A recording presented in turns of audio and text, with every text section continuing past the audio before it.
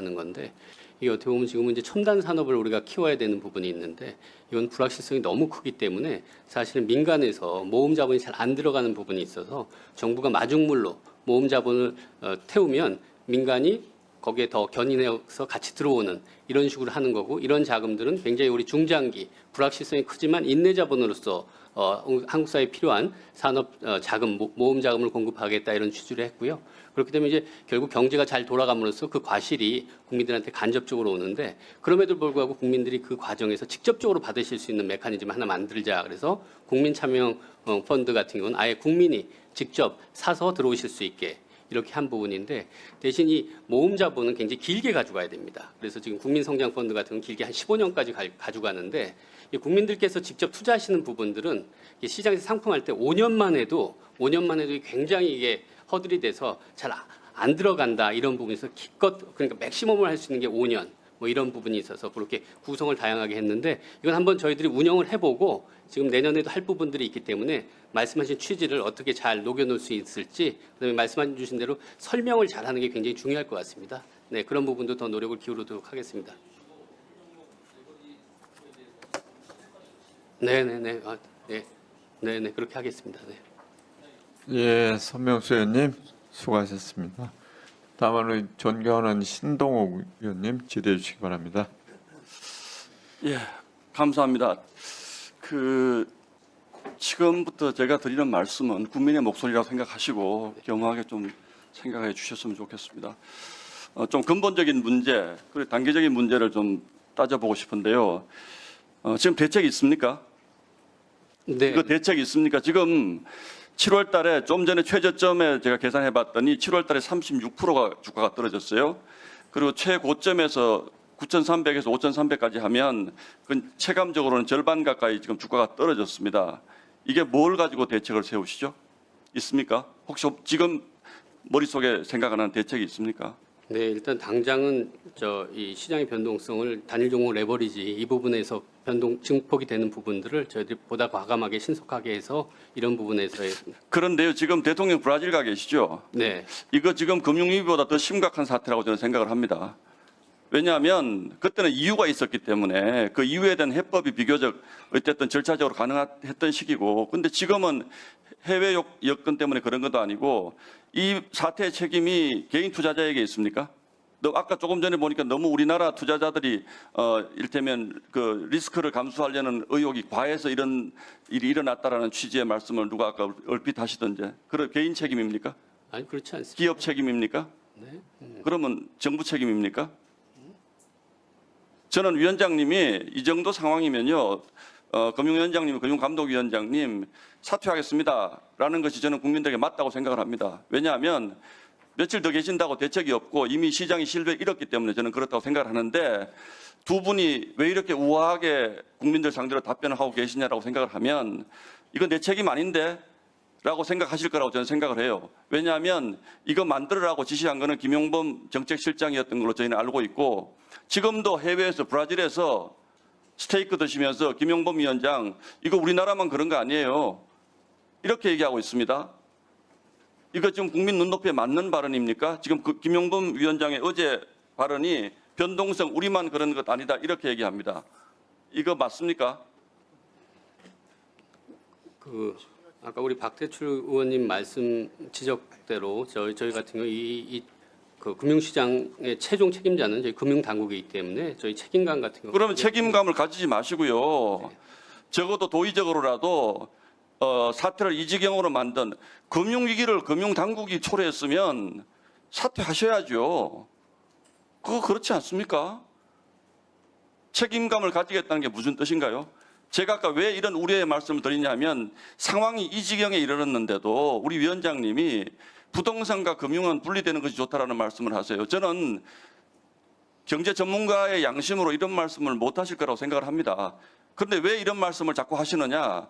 지금 이 비극의 시초는 대통령의 가벼운 입이라고 생각합니다. 그 가벼운 입의 기저에는 뭐가 있냐? 정부가 시장 이길 수 있다. 우리 주가 5천 만들 수 있다는 게 이 정부의 지금 정책 목표 아니었습니까? 5천 만들었어요. 근데 갑자기 반도체가 어마어마한 화랑을 타네. 주가가 막 올라가요. 그러면 그때 금융당국에서는 브레이크 잡았어야지 맞는 것 아닙니까? 그런데 거기에다가 가속 페달 밟은 거잖아요. 단일 종목 레버리지. 그래서 이 지경이 된 겁니다. 대통령이 집 팔아서 주식 사라고 얘기한 것. 대통령이 주가가 8천에 갔는데도 그때 뭐라고 했는지 아세요? 혹시 기억나세요? 아직도 저평가되어 있다 그랬습니다. 그 8천에서 그 8천이 단일 종목 레버리지의 최고점인 시절입니다. 그때 44,000원 했습니다. 하이닉스 단일 종목 레버리지. 지금 오늘 얼마인지 아세요? 44,000원에서 좀 전에 6,500까지 떨어졌습니다. 84% 떨어졌습니다. 이게 인재 아닙니까 이게?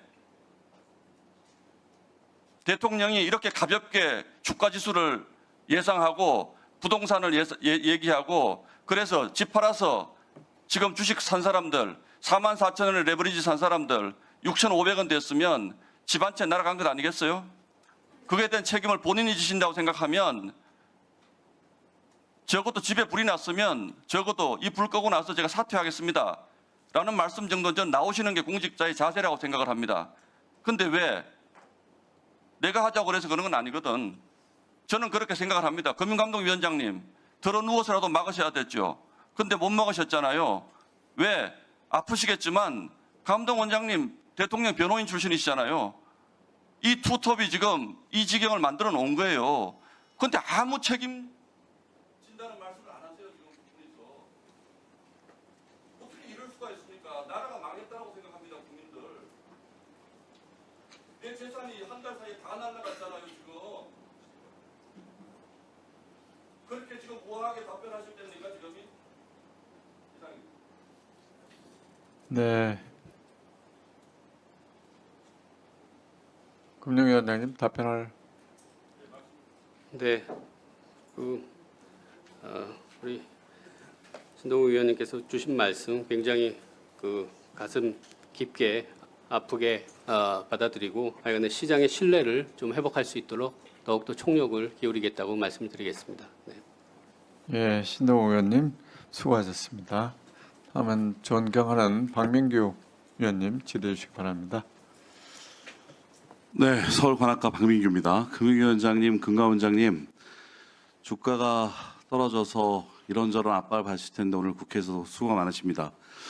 나라가 망했다라는 분석에 대해서 저는 참 답답합니다. 1년 반 전, 2년 전, 벌써 올해 비상계엄을 통해서 정치가 실종되고 헌정시설 유린된 다음에 이재명 정부가 출범할 때 제가 알기로 주가 지수는 2,700선이었고 그 이후에 뭐 다양한 분석이 있지만 반도체의 호황도 있었지만 여러 가지가 정상으로 빨리 돌아와서 그 과정 속에서는 여러 단체, 기관, 크게 공직자들의 노력에 의해서 국가 정상화되고 주가가 올라왔고 또 특이하게도 아마도 주가가 5월 6일 8,000을 돌파하고 9,000 위를 찍다가 지금 오늘의 상황이 지나가면서 누군가가 이거에 대한 책임을 져야 된다는 식으로 몰아가고 있는데 저는 이럴 때일수록 책임 있는 금융당국은 중심을 잡고 문제를 인지하고 대책을 발표했다면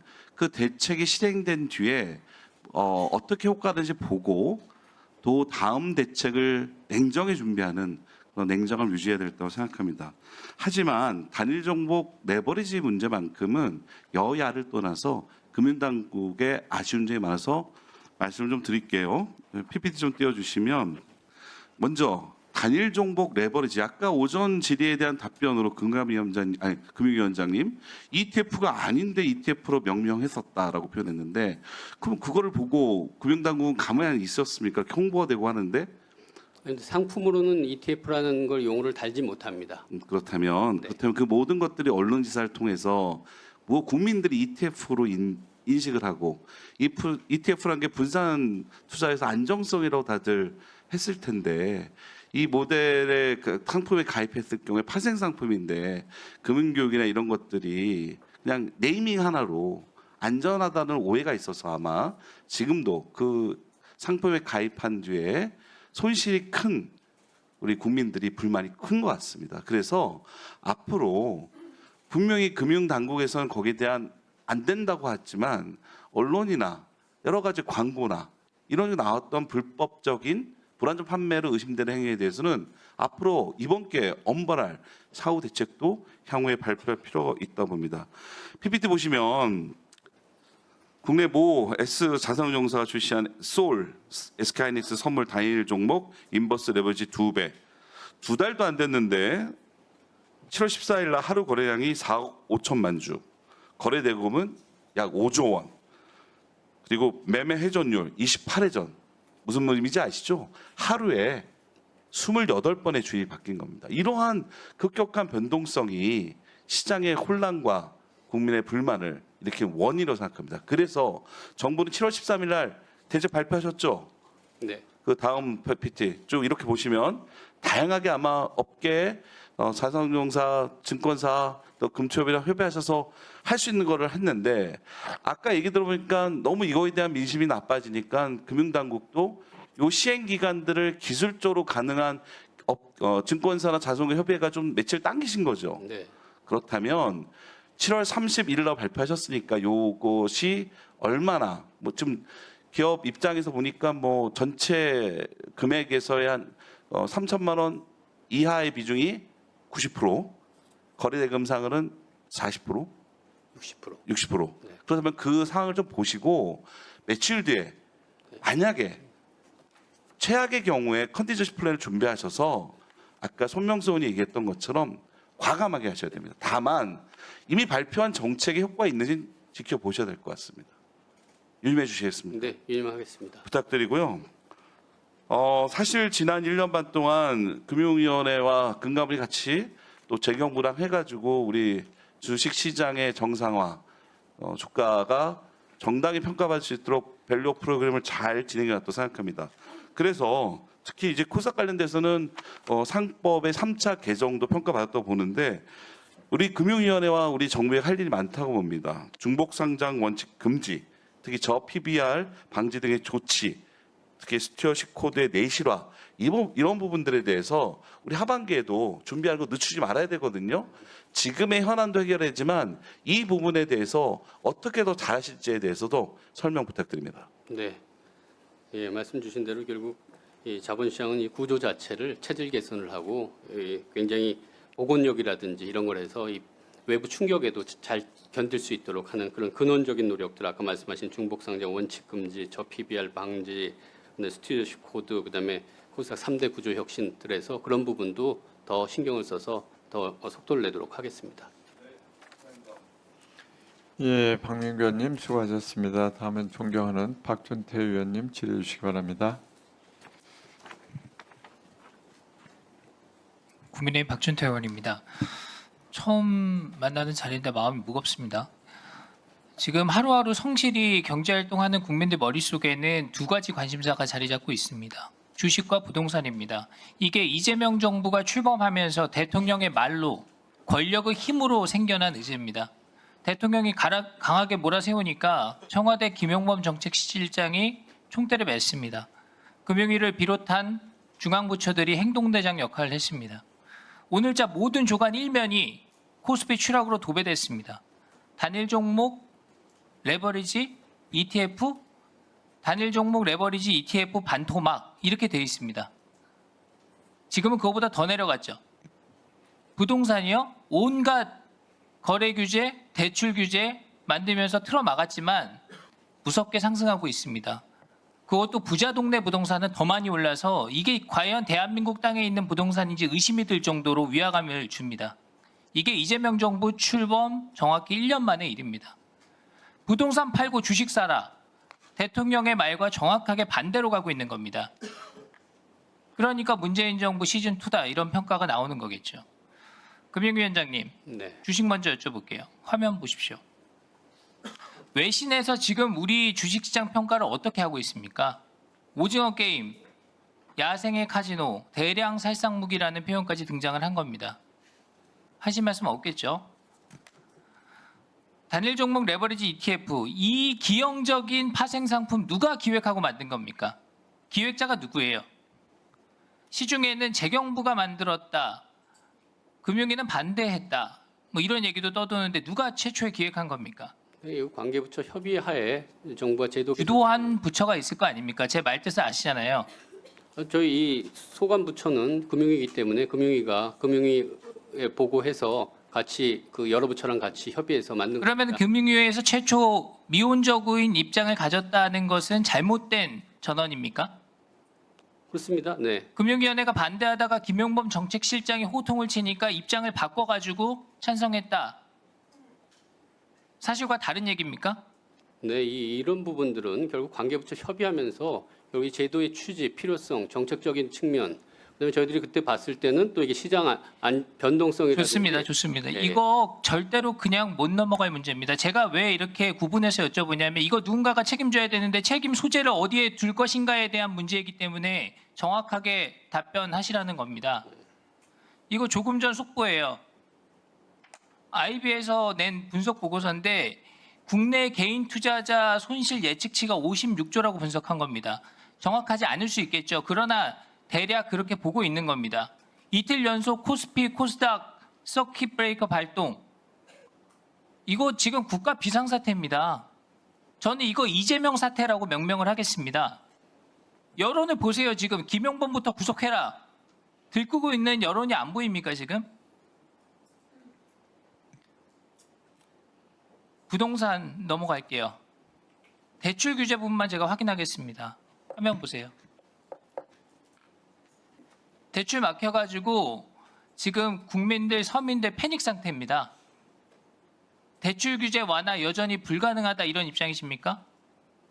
근데 저희들이 기존의 총량 규제라든지 이런 부분들은 하지만 또 실수요자라든지 서민이라든지 청년이라든지 이런 부분에 애로 있는 부분들은 또 핀셋 지원을 통해서 그런 부분들은 애로를 해소해 나가려고 하고 있습니다. 대출 규제 완화할 생각이 있다는 말씀이세요? 전반적인 기조는 가지만 그 안에서 서민 실수요자 이런 부분의 불편들은 저희들이 해소해드리는 핀셋 지원 방안을 지금 강구하고 있습니다. 광고된 대로 구체적으로 보고해 주십시오. 네. 다음 장 보여주세요. 이재명 대통령 대선 공약입니다. 분명하게 써 있잖아요. 세금 줄이고 공급은 신속하게 확대하겠다. 부동산 대출은 완화하겠다. 이 셋 중에 어느 하나라도 지금 지켜지는 게 있습니까? 셋 다 반대로 가지 않습니까? 표 받을 때만 눈속임하고 거짓말한 거죠. 대통령이 공약했는데 대출 규제 풀어야지 왜 막고 있습니까? 아닙니다. 여기서 말씀 주신 대로 생애 최초 주택 구입자라든지 뭐 보금자리론, 디딤돌 뭐 이런 것들은 저희들이 규제를 바꾼 게 없습니다. 자 보세요. 지금 부동산 팔아갖고 주식하라고 지금 정부가 선동하듯이 선전하다가 주식 폭락해가지고 개인 투자자 전부 손해보고 겨우 정신 차려가지고 다시 집 살라고 보니까 대출 다 막아놨어요. 돈도 날리고 집도 없고 빚내서 살라고 해도 대출이 안 되고 국민이 무슨 죄가 있습니까? 지금 어떡하라는 거예요 이게 지금?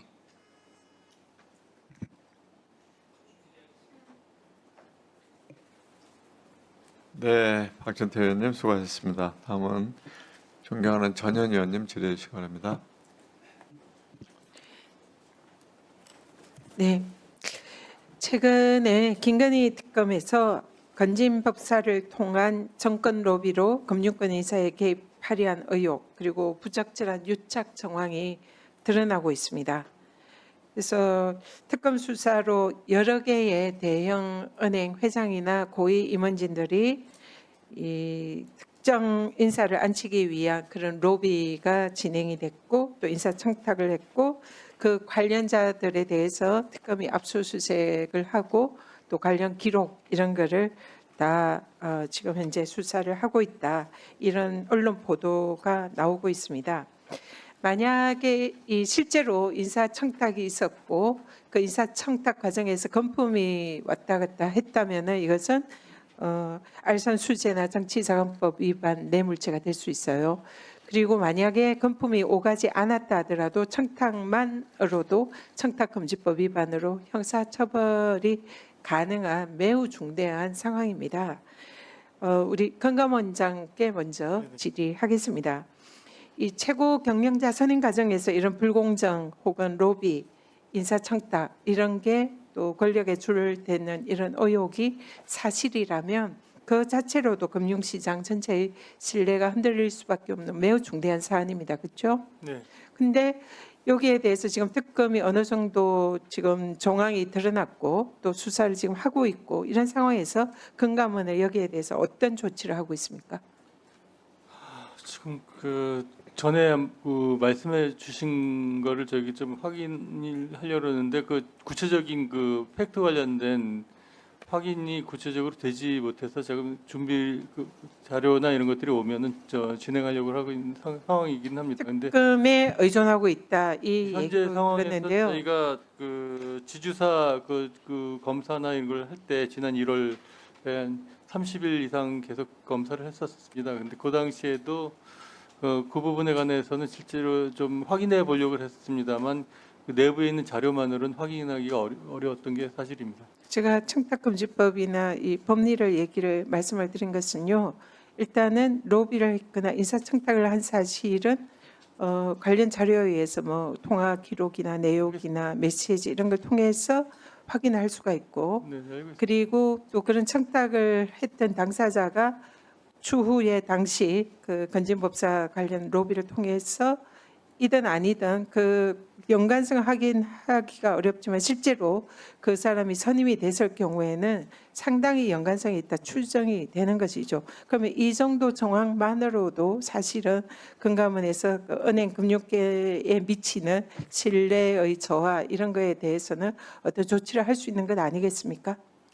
그 지금 의원님 그 지적하신 사항들 같은 경우에 저 유념하고 좀 준비는 하고 있습니다. 그리고 다만 이 부분에 관한 그 단서와 관련된 부분이 지금 직접적으로 저희가 체증할 수 있는 부분이 쉽지가 않아가지고 그 부분에 관해서 추가적으로 좀 기초조사부터 지금 준비하려고 하고 있습니다. 좀 우리 금감원이 이런 때 정말 금감원의 그 역할을 제대로 해주셔야 된다 생각합니다. 그래서 이런 권력에 줄대 가지고 인사청탁 로비를 통해서 이 금융권의 고위 임원진이 되는 이런 상황은 앞으로 절대로 그런 일이 없다라는 것을 단호히 금감원이 의지를 보여줘야만이 이러한 부패한 인허습거를 막을 수 있다 이렇게 생각합니다. 하여튼 좀 더 추후에 계속 조사나 관련해서 감독을 해주시고 진행 상황을 보고를 해주시기 네, 바랍니다. 알겠습니다. 유념하겠습니다. 네, 그리고 우리 금융위원장님 지금 이런 사안에 대해서 다시는 이런 일이 발생하지 않도록 제도적인 대책을 마련하는 것이 금융위의 역할이다 생각합니다. 이런 유사한 사안이 지난번에 이제 또 BNK 사안에서도 유사한 사안이 있었지만 당시에 금감원이 거기에 대해서 정황이나 증거를 찾아내지 못했던 것 같아요. 근데 기본적으로는 이 제도를 제대로 마련하는 것이 매우 중요하고 대통령께서도 지난해 말에 부패한 인허습거를 지적하면서 금융계 그 지배구조 개선을 지시를 하셨습니다. 그리고 아마 그 개편안을 준비 중인 걸로 알고 있는데요. 그 부분에 대해서 제가 조금 더 앞으로 발표하고 준비하는 그 지배구조 개선안에 대해서 이런 건진법사 이 로비 사태가 다시는 발생하지 않도록 방지 장치가 필요하다 이렇게 생각합니다. 그래서 제가 추가로 좀 지배구조 개편에